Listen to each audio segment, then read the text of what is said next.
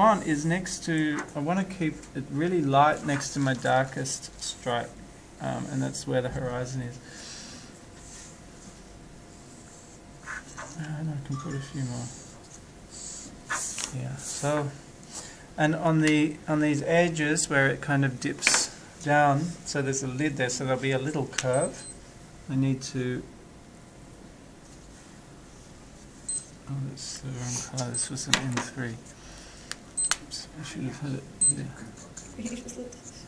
So I'm going to define that edge a little bit. It's important. And here they'll shoot also up, maybe in the other direction. So think about those little edges and make sure that something happens so that they flick around a bit. And then we just want to try and push the contrast in certain spots. Maybe it's quite dark there. I can see these lines are not completely straight, and that gives a little bit of a funny edge. So if you need to use a ruler to get that edge straight, do. Or you can just try to draw it with a really steady hand, but fast across this. I'm using my elbow here as a kind of a stabilization. So I've got a lot of greys. I've got this highlight. I think that's a good start. I'm going to put some colours on the back surface. You can see there's some angle. There's a bit of an angle's not quite right here. So you want to continue that way. And it shouldn't ever be a sharp corner on these edges. See how I've got a bit more of a point there? I want to really make sure that's round.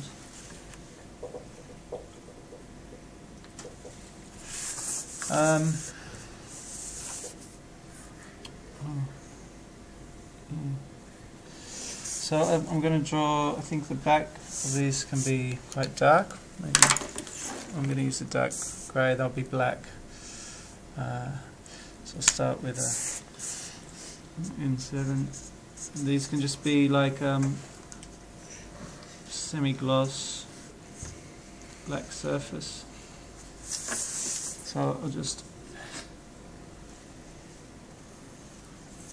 that edge. I want to keep this little edge a bit open so there's some light hitting it.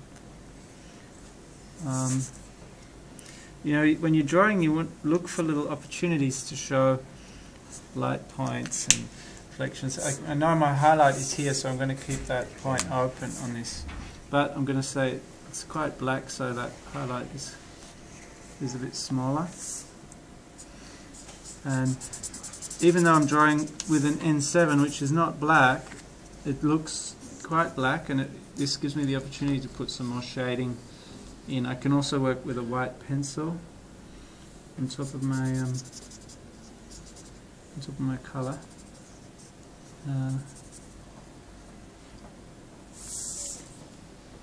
So a few little highlights.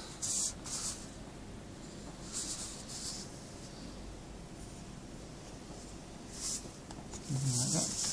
Now I'll probably go around and round these off properly and try and get the angles right. I can see there's some little mistakes in there. Let's make the top also black. It's easy.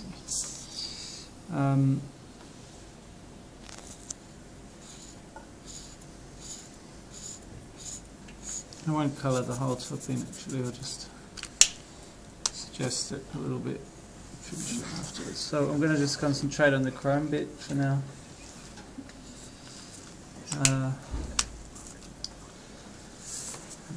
You don't have to. That's when you don't draw anything. Yeah, I'm going to draw the whole thing.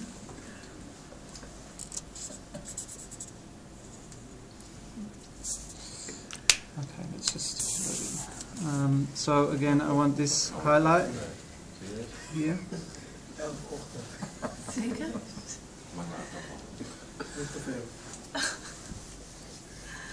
Yeah.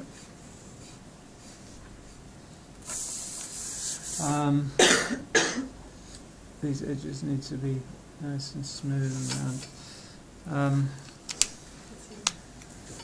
I'll try and... Wow. Just... yeah, something like that. I'll continue with the rest of that in a sec. Maybe a little bit more stripes.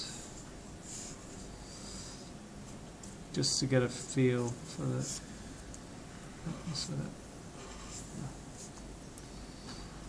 Okay, that's enough for that. Now, what I'm going to do is work on the reflection a little bit more.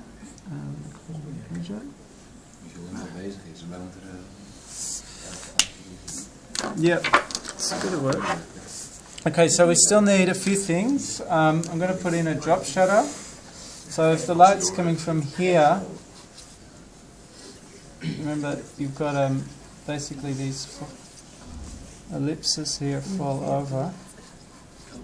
They land there, so we get the drop shadow like this. This is going to help separate the object from the surface a bit. So the line's coming down this way.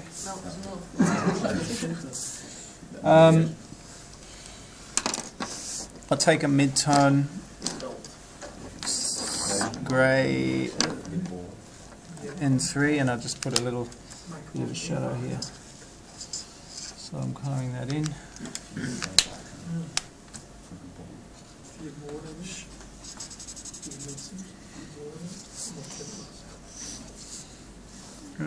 And then just goes there. See how this sort of helps separate the object a bit from the surface and place it. You often get something else happening, and if you don't have a reflection, and that's the drop shadow actually reflects back up into the product itself. So you could refer a little bit to that. That's gewoon over die gele reflectie. Yeah, it's not always necessary, and sometimes if you've got the yellow reflection here, you don't really need it. But it's another trick. So again, we're just making choices to express the idea of Chrome. We're not trying to draw everything super realistic. Now I can see there's all sorts of issues here which I'll fix up in a sec. But first I'm going to just show the final touches with this trick. You don't have to draw this line. Yeah, I do. But I'm going to do that after I've done that. Because what happens when you put your chalk gradient on is the drawing tends to get a little bit less intense. The blacks sort of fade out a bit, and it makes it necessary to draw to go back over it with your blacks. So, okay, I'm going to put some of this ochre on the bottom edge.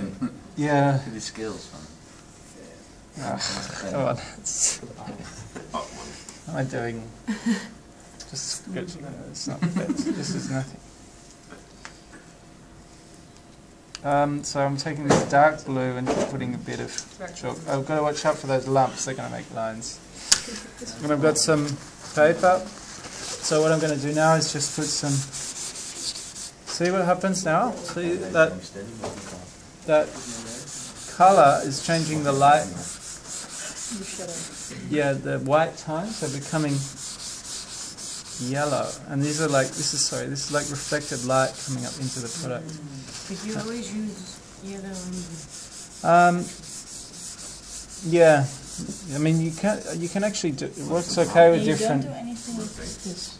Yeah, I could do something with this. I'm going to say this is black, so you could also have some colour in here. So it's all just reflected light coming into the surface. And then what you can then do is we've got these tones, so we can now pull out some more colour, some stripes, and you'd want to use a piece of paper.